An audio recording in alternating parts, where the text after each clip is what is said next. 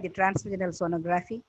An injection of leuprolide 1 milligram and 1 cc of cefoperazone sulfactam were injected after completing the aspiration. But the dose depends on the size of endometriomas. So bigger the size of endometriomas, we give larger the amount of dose. In case of thick and old endometriomas, aspiration was achieved using 16 gauge and 35 centimeters long double lumen aspiration needle. After injecting normal saline and diluting the endometriomas, we achieve the aspiration. So this was conducted as an outpatient procedure, and in very few apprehensive patients, either an IV sedation or mild anesthesia was used. Otherwise, most of the patients tolerated uh, this very well. So most of the patients who have had sleepless nights for many months together will just go for snoring, and they will sleep when we are just aspirating the cyst. And these are some of the cysts that we have aspirated. Next. If it is like this, we have to go sequentially from one cyst to the other. Okay. So we should not remove the needle before we complete one cyst. We have to clear up the cyst till we get a clear fluid, that is the normal saline, and then we have to inject the sclerosing agent. So these are all the things that we use for this, that is the single lumen aspiration needle and a double lumen aspiration needle and a Kraft aspirator. Okay, suction. Okay, and this is another endometrioma. Next one.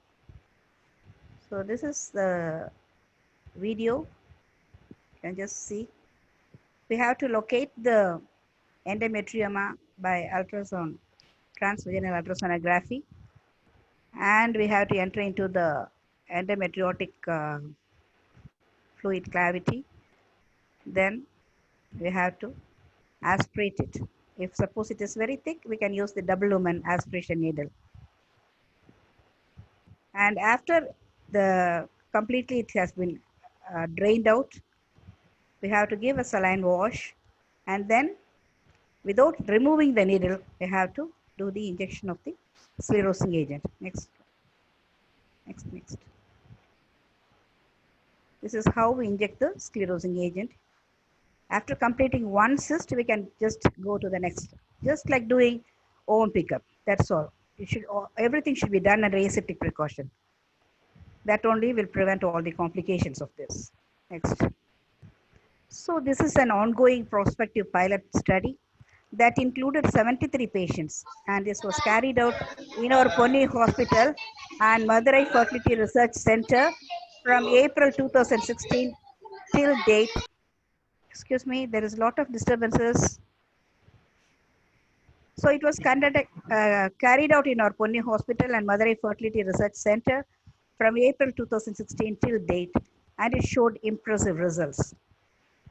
So out of 73, 38 were infertile and 35 were Paras women, 29 have completed the family, and the rest were having one child. The complete resolution was observed in 67 out of 73 patients, giving a success of 91.78% at follow-up examinations. Patients were followed up every 6 weeks, and we have done the follow-up for 42 months. 7 patients didn't show up for follow-up examinations after a few visits because they have been transferred to some other places. And repeat treatment with leuprolide was needed in only 6 patients with very bigger size of and multiple number of endometriomas. One patient needed surgery after sclerotherapy for persistent recurrence of the cyst. But after the surgery, she conceived and, naturally, and she had delivered. And 71.05% conceived through IVF, that is 27 out of 38. Out of 38 infertile patients, 25 patients have conceived and delivered through IVF after treating endometriosis with sclerotherapy, and there are 2 ongoing pregnancies.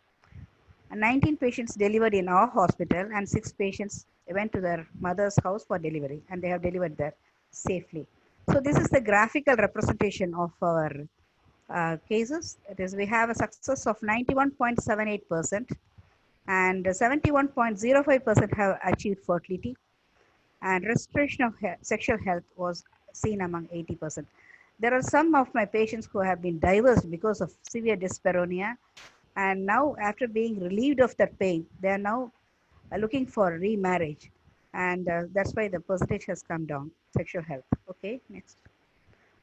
So the total number of aspirations were 79. For 6, we had repeat aspirations, and no recurrence was seen in 91.7%. 38 were infertile, and we have 27 have achieved fertility. 7 patients didn't show up for follow-up. Next.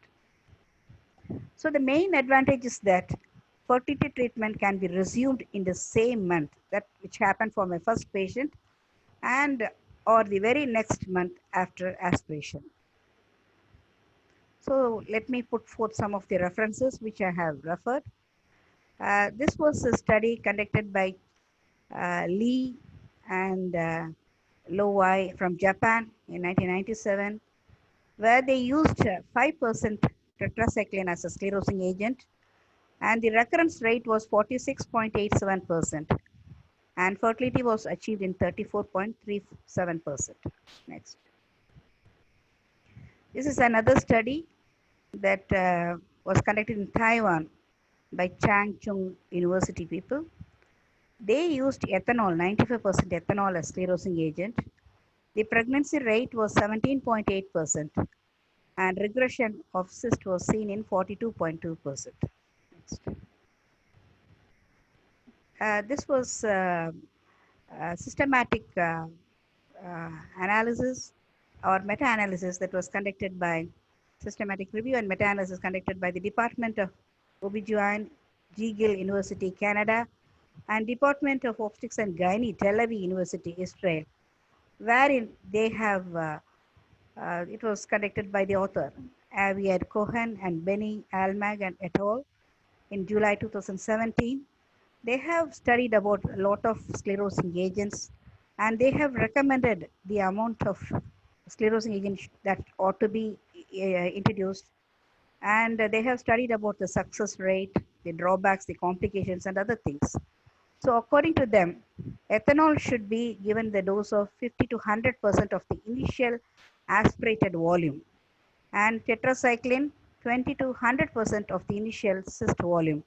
Methotrexate, they recommend 30 milligram diluted in 3 ml of normal saline as the recommended dosage. With ethanol, the recurrence was 0 to 62.5%. When the ethanol is left in situ, the recurrence is very minimal, that is 0 to 13.3%. But if they do a wash off, if the fluid is retained for less than 10 minutes, then the recurrence is very high, 62.5%. If the installation time or if the retention time is more than 10 minutes, then the recurrence is very minimal, like 9.1%. With tetracycline, the recurrence is around 25 to 46%. With methotrexate, it is 18 to 26%. An apparent increase in antral follicular count was reported after ethanol sclerotherapy. And overall pregnancy rate after sclerotherapy ranges from 20 to 57%. So these are some of the complications which they have studied. When they used ethanol, there was abdominal pain in 5 studies, postoperative fever in 1 study, alcohol intoxication, there is another study, and intracystic abscess, they have studied 1 study about that, and no complications was encountered in 2 studies. And with methotrexate, postoperative fever and abdominal pain in 1 study and no complications in another study. With tetracycline, abdominal pain was noted in 1 study and no complications in another study. With what what sclerosing agent we were using, like leuprolide and cefoperazone sulfactam, no complications have been encountered in our studies so far. There are nearly around 634 articles published on sclerotherapy worldwide, and one among them is mine. And this is another systematic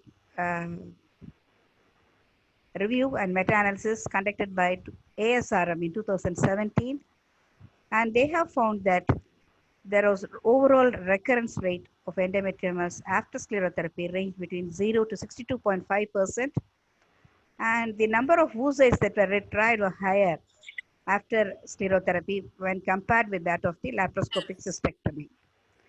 And the conclusion was they recommended sclerotherapy for all symptomatic women who plan to conceive. This was published in Fertility Sterility 2017 ASR. Next. And this very quite interesting research that is going on in America, that is using metronidazole, injecting metronidazole for the mice. They have produced endometriosis in the mice, and they found that the data indicate that metronidazole suppresses endometriotic lesion growth in mice, possibly by reducing the bacteroids growth. Next. So this is another study that was conducted by Scheer Institute of Reproductive Medicine, Las Vegas, Nevada, and there was complete resolution observed in 24. They used 5% tetracycline as sclerosing agent. Out of 32, 24 have had complete resolution, and repeat aspiration of watery fluid was required in 8 patients before resolution. Repeat treatment with tetracycline was needed in 2 patients. Only 1 patient did not ultimately respond. In vitro fertilization performed for all the 28 patients, and they had 50% success. So what they conclude is sclerotherapy with 5% tetracycline is simple, effective. It's an alternative to surgical intervention for treatment of endometriomas before IVF. Next. So this is Dr. Khalid Sultan and Dr. Majid Fate in New York Fertility Institute, where they are using sclerotherapy for the past 25 years as first line of management. I had an appointment with them when I went for US in March, but because of this corona, I couldn't meet them. I have to rush back to India. Okay, so this is the comparison of what are all the sclerosing agents with that of ours. So with tetracycline, the recurrence is 46.87%. With ethanol, if left in situ, it is 0 to 13.3%. And ethanol washing off, if the installation or retention time is less than 10, the recurrence is 62.5%. And if it is more than 10 minutes, then it is 9.1%. With methotrexate, it is 18.26%. And with in our sclerosing agent, leuprolide and cefaperazone sulfactam, it's only 8.3%. And fertility with tetracycline is 34.37%, with ethanol 20 to 57%, and methotrexate it's not mentioned, and in ours it is 71.05%. So this is a comparison of ethanol with our sclerosing agent. The mean cyst recurrent rate was 42.2%. In ours, it's 8.3%. Pain score reduction rate was 71.5%. In ours, it's 92%. And increased follicular count with ethanol is 36.4%.